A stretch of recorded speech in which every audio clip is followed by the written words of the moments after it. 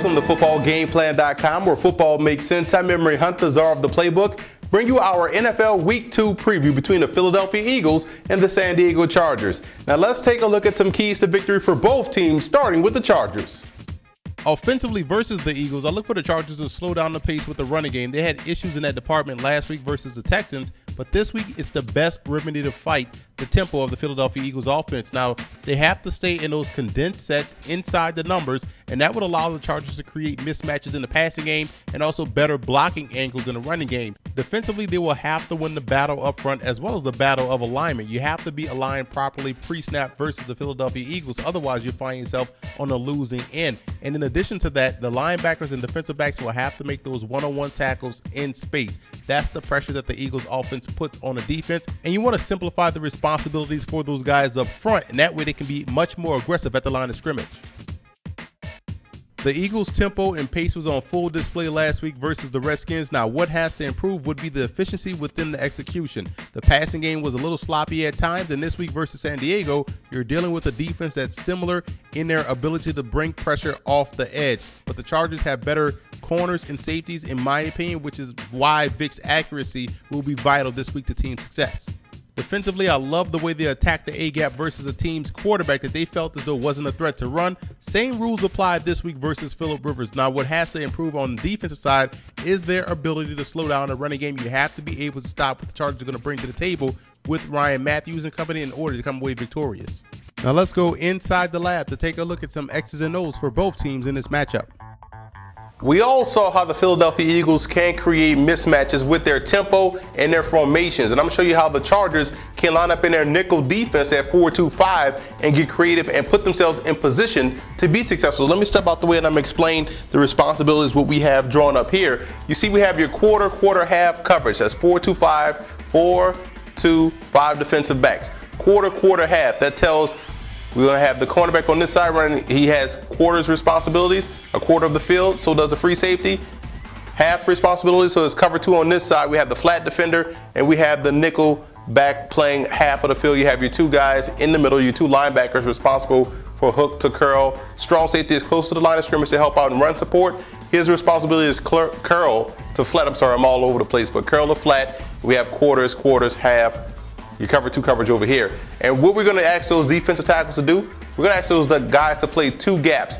So their responsibility is to play both gaps, both A and B gap on both sides of the offensive line. Your defensive ends will apply pressure. The key to this defense, the strengths, why I love this defense, is the fact that it's strong versus floods. It gives you a 4-man rush. It also has the free safety responsible for quarters coverage, and he can get to these deep routes to the trip side, 1, 2, 3. If there's a deep route between one of these 3 receivers, he can get there quickly in quarters coverage as opposed to a 3-deep zone. So that's the strength of this defense. You want to use this versus a team like the Eagles that loves to run trips, a team that loves to run flood routes, a team that also loves to pass to the field side.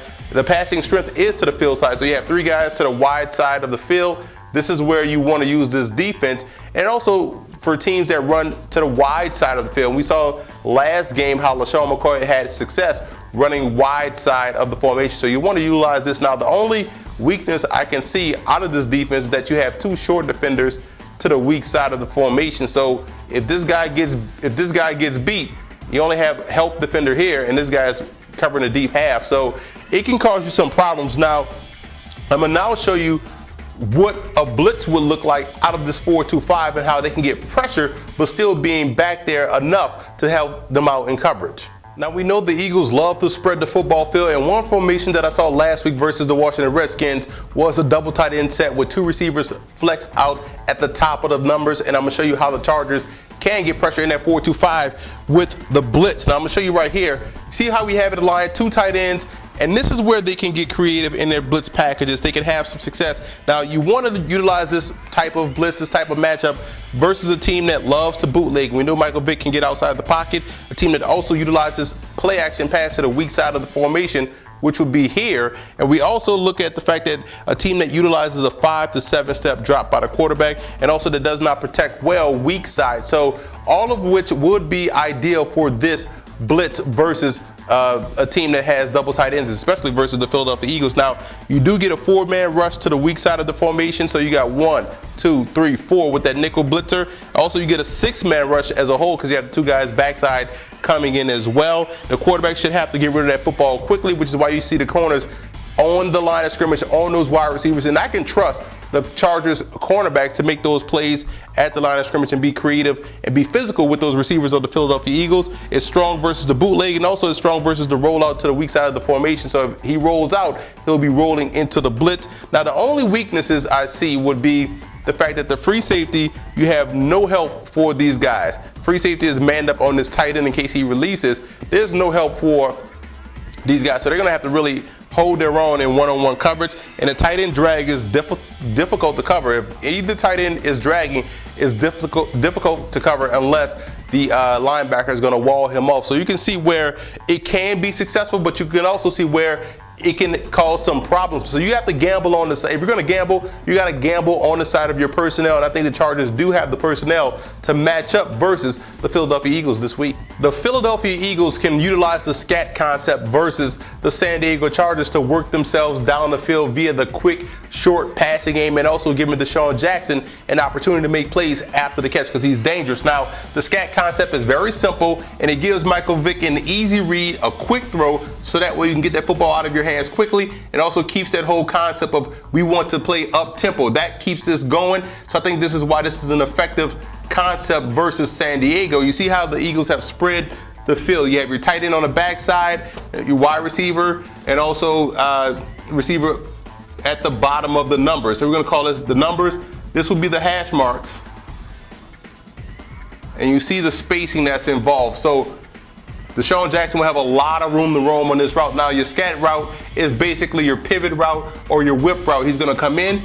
And versus man, if he sees the linebacker dropping off in the zone, he'll settle down right here. Vic can hit that read right quickly. Now, if you see this guy getting ready to follow him via man, you come back out, thus creating the whip, thus creating the pivot, thus creating the scat concept. Now, you have your outside receiver running the deep in route, backside receiver running the hook, and you're going to have your tight end check block, then release in the flat, and you have your back check, pressure, then release in the flat as well. So Vic has to read this route every time. This is the read you make every time you run this route. Oh, he's dropping down his own. Boom, let me get the football out of his hands quickly. Oh, it's man. Let me throw it out to him so he can catch it about right here and make one miss. If this is the only way you don't read this is if this guy is bracketed by a linebacker and a safety squatting over the whip route or the corner. Then your second read would be the deep in route. So you want to read from 1 to 2 to 3 your check downs. 3, 3, 3. So 1, 2, 3 would be your check down. So I think if they utilize the scat concept versus San Diego, they can have a lot of success moving the football down the field with the short passing game.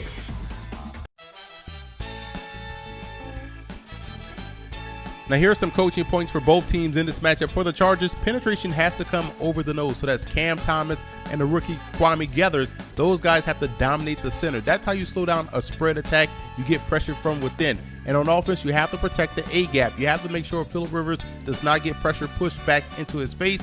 And back on the defensive side, you want to box in Vic and LaShawn McCoy, force them to play tackle to tackle so that way those linebackers have an easier route to the football. And for the Eagles in this ball game, you want to continue to stay multiple in your formations, maybe introduce some new ones, 2 running backs in the backfield, more 3 tight end looks, just giving that San Diego Chargers defense that much more to prepare for or adjust to within the game. And Vic's accuracy early is key. He has to be able to hit those passes right away to get that offense in a groove, and you have to have better play from the free safety. When you look at those condensed sets I talked about earlier with the San Diego Chargers, they run a lot of rub routes, a lot of pick routes, and it's up to the free safety to not get caught looking in the backfield. Otherwise, they're going to hit big plays deep down the field. The X factor for the Chargers will be the running game. So when you look at Ryan Matthews, Danny Woodhead, Ronnie Brown, all 3 guys will be needed because all 3 guys will be utilized this week in the running game to try to chew up that TOP to force Philly to maximize their own possessions. And the X factor for the Philadelphia Eagles will be their offensive tackles. That's Jason Peters and the rookie Lane Johnson. They have 2 outstanding edge rushers they're going up against this week in Jarrett Johnson and Dwight Freeney. If they can keep those guys at bay, it just opens up that offense even more so than what we saw last week versus the Redskins. I like the Chargers in this ball game. Football is a game about matchups, and I believe the Chargers do match up very well versus the Eagles, both on defense and as well as on offense. When I look at the offensive side, they should be able to control the clock with their short to intermediate passing game, as well as the running game. They'll feature that more so this week. And on defense, they do have the guys up front in their front five that can get pressure. You talk about their 3 down linemen and their 2 outside edge rushers in Johnson and Freeney. So I like the Chargers to win this ball game on the road versus a very good Philadelphia Eagles team. I also want to give a huge shout out to Charger fan forums and Eagle fan forums for always showing football game plan support.